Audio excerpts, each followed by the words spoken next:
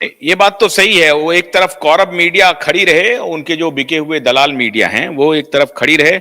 मैं समझता हूं कि अर्नब भाई और हमारा क्यूबाइब नेटवर्क काफी है उनसे मुकाबला करने के लिए, और हम दोनों मिलकर के लड़ते रहेंगे, ये उनको सबको मालूम है। एक बात मैं आपसे पूछना चाह रहा था नीलेश जी, कि आपने राइटिंग में नाम के साथ कहा कि ये एफआईआर रजिस्टर करो। अब ये पूरी कानूनी रूप से आपका पक्ष स्ट्रांग है, ये बात अगर अदालत में उठेगी तो पुलिस डिफेंस क्या लेगी? उनके पास कोई डिफेंस है क्या? ये सीधा कंटेम्प्ट ऑफ कोर्ट है। ये सीधा कंटेम्प्ट ऑफ कोर्ट है। डिफेंस क्या रहने वाला है उनके पास?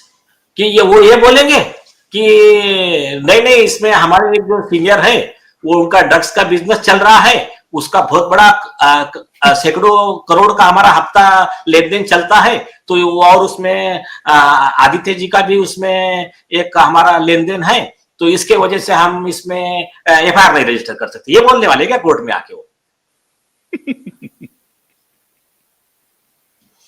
तो कोई डिफेंस नहीं है, सीधा कंटेम्प्ट ऑफ कोर्ट है।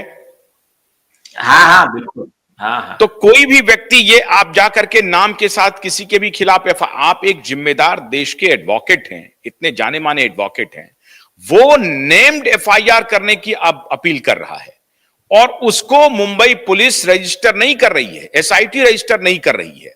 तो जो भी एसआईटी के ये 2-3 ऑफिसर हैं, अभी तक चूंकि बदला नहीं गया है, तो ये तीनों ऑफिसर ने कंटेम्प्ट ऑफ कोर्ट कर दिया है ऑलरेडी।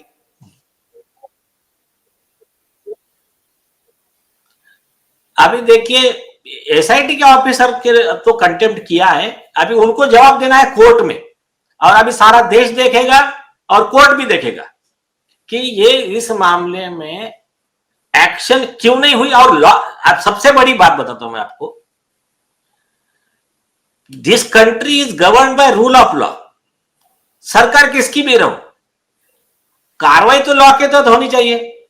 अगर आपको याद होगा कि मोदी जी के गवर्नमेंट में केंद्रीय मंत्री थे अजय मिश्रा टैनी जी, तो उनके बेटे का विषय हुआ तो उन पर एफआईआर हुई, और उनको जब बेल मिली तो सुप्रीम कोर्ट ने सुओ मोटो कॉग्निजेंस लिया, बोला कि उनको बेल कैसी मिली, बेल कैंसिल का अर्जी लगाओ।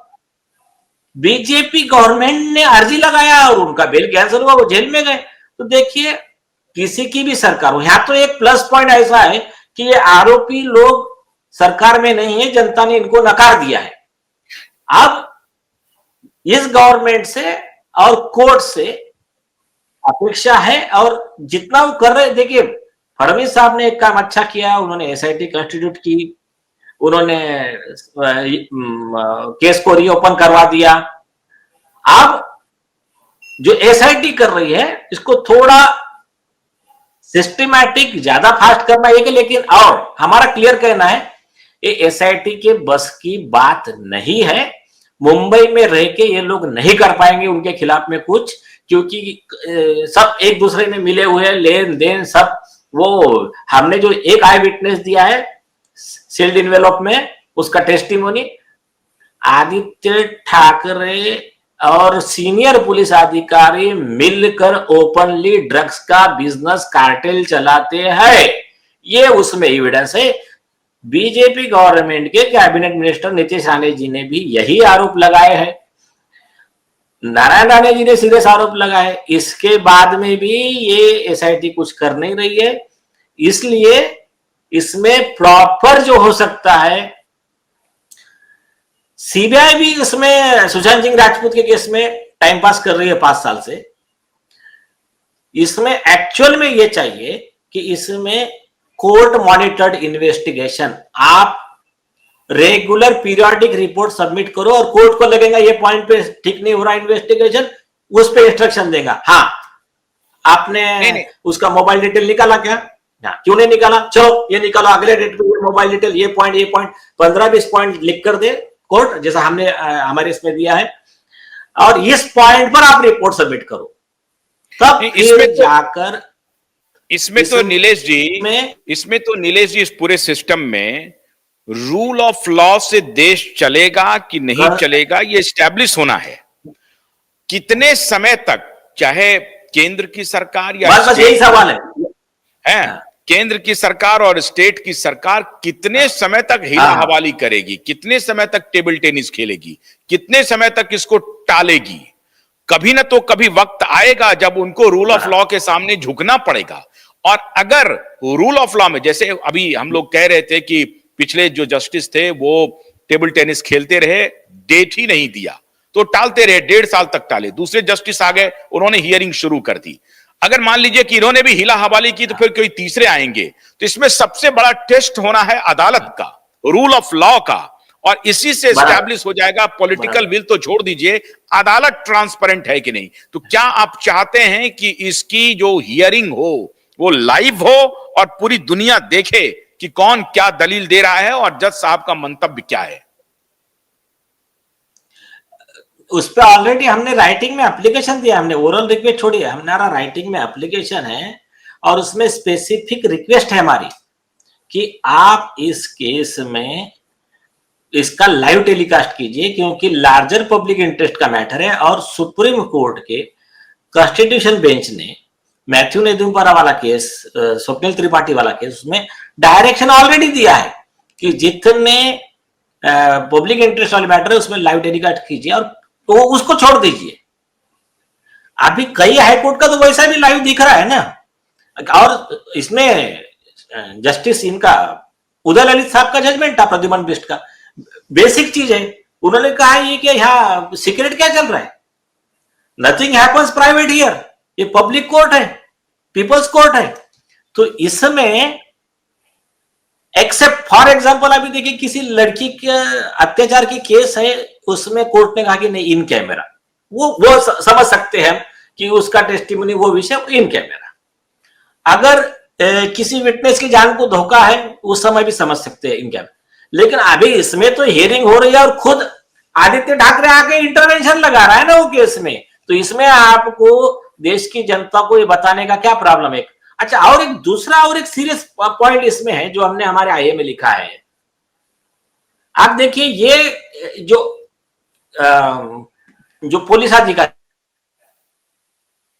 थे, कौन रिटायर्ड, इन लोगों ने मिलकर, कोई रिटायर्ड पुलिस अधिकारी, कोई एक्टिविस्ट, कोई जो भी हो, उनके नाम जो भी टाइटल उन्होंने दिए है, उन सब लोगों ने मिलकर क्या किया, एक पिटीशन लगाया PIL, कहां पर, बॉम्बे हाई कोर्ट में, नीलेश नवलखा नाम से। और क्या के लिए लगाया कि अर्नब गोस्वामी जो इतना दिखा रहे हैं ये दिशा सालियान सुशांत सिंह राजपूत का मैटर का, ये मीडिया ट्रायल चला रहे हैं, तो बोले इनके खिलाफ में कंटेम्प्ट का कार्रवाई होना चाहिए, इस पर रोक लगनी चाहिए। आप वो केस में वही लोग कैसा फंस गए अभी देखिए। पहली चीज इन लोगों ने तब तो लगाया था, ऐसा होना चाहिए।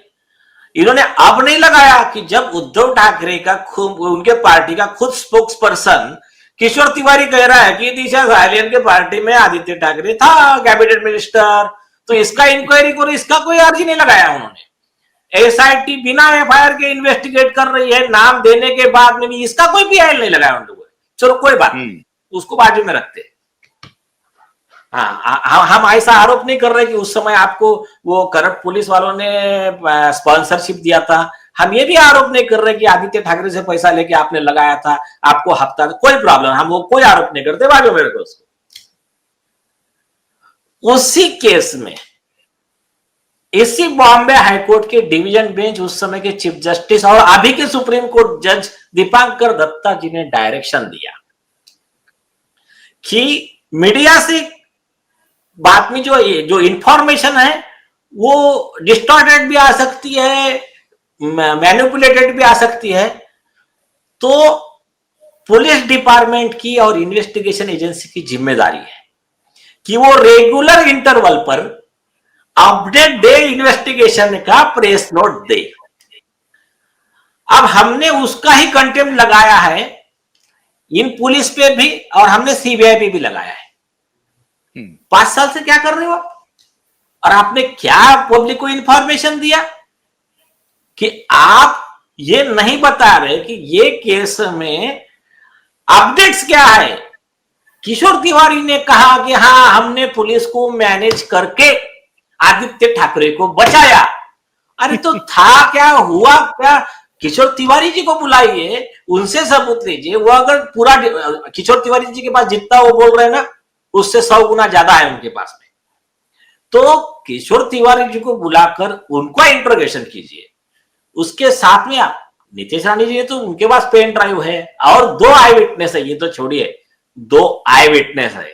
उसके बाद में पुलिस अधिकारी विटनेस है, जो कोर्ट में जो डॉक्यूमेंट मतलब अभी ठीक है दिया जाने वाला है, जो हमारे एडवोकेट घनश्याम उपाध्याय जी और बाकी जो टीम है वो बना चुकी है, उसमें आई विटनेस नेम बता नहीं रहा हूं, डिटेल टेस्टिमनी, सील्ड कवर। आई विटनेस नंबर 2 पूरा